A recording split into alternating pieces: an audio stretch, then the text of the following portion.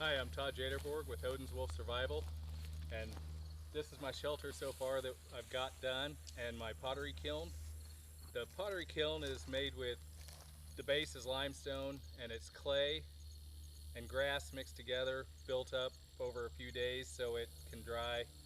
I'm getting down to the very last of it, so I've got a little bit of clay left, and my dog's not gonna be happy when I start tearing apart his makeshift bed for the grass.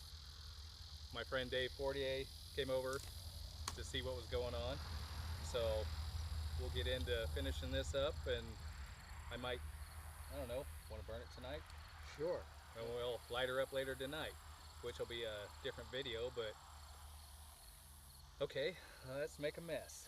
Okay, I'm Dave Fortier. I'm the editor of Be Ready magazine, which is one of the titles that Todd writes for. And I thought that this was just a really interesting project. Now, one of the things about this is that you literally mined everything, all the material here. This wasn't just something where you brought a pickup truck over that's sitting outside camera view and just unloaded all the clay from the bed.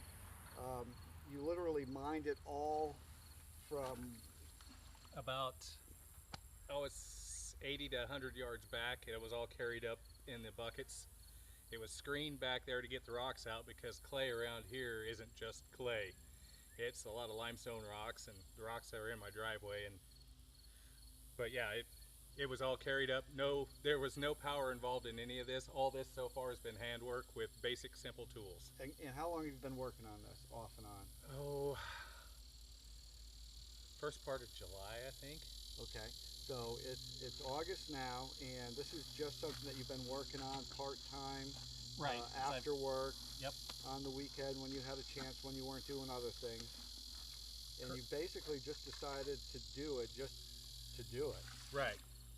And yeah, I needed a work area, because I was planning on doing videos and pictures and stuff like that. So I wanted an area that I could use that looked the part, and I like to camp out anyway. So this has got an alternative. And what you're doing now is you're just simply mixing the clay with some water and grass. The grass will help hold the structure. That's your framework, kind of. Right. And then you've got stones as a stone foundation, right? Right. It started out, well, this thing started out basically as a fire pit was what I was going to use it. And then I was sitting there thinking I was wanting to make pottery. And I'm going to put a stove in here anyway. So I just kind of morphed this into a kiln. I've made one of these before, so I modified the design a little bit. The other one that you made, though, was a lot smaller than this. Right. Yeah, it was a first learning experience, and it almost was too small. You know, I can fire some things in it, but it taught me a lot of the workability of this stuff. Okay, so we got... The best way to learn is from doing. Oh yeah, oh yeah. It's one thing to watch a video or to read a book. It's another thing to actually get out and do it. Right. And I don't have a problem with, you know, I learn most things by, I'll sit and read it, and then it's like, most people will say, and I've heard it a lot, armoring and stuff like that, oh, I know all about that. I watched a TV show. And then they turn around and start asking you questions, and it's kind of like, you just told me you knew all about it. Why, you know, I look at it this way. I know the principles if I watch something, but I don't know all the finer points and the little details that go into making it. I don't know how to do it until I've actually done it. It's like when you started making chainmail armor. Oh yeah. Everyone knows the concept of chainmail being metallic linked rings, but until you're actually in there and you're starting to work on different parts of it, trying to figure out how it all lays together. Exactly. And the workability, what the strength is. And I got to thinking where I was pretty good once I got, because I was working stainless steel and pretty solid stainless steel. Then I took a set down to Oklahoma, to Muskogee, and a guy down there asked me if I could do titanium.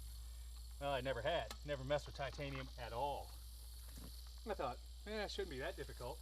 Told him I wanted to find out, so I ordered some titanium started working it, found out it was not nearly so pleasant as anything else. A little bit different, huh? Oh yeah, and it got me started on titanium though, because I told the guy I could do it, and over the course of 2 years I built him a full set of armor out of grade 5 titanium, and haven't really. And that was just all straight handwork. Yeah. Most of my stuff is almost all handwork. Just I like doing handwork, although anymore some of my joints and bones don't like it so much, but that's how life works. But if you look at the size of his hands, you can tell that he's good, sturdy Swedish stock, and just the sheer hand strength that he has from constantly working metal is really impressive. Okay,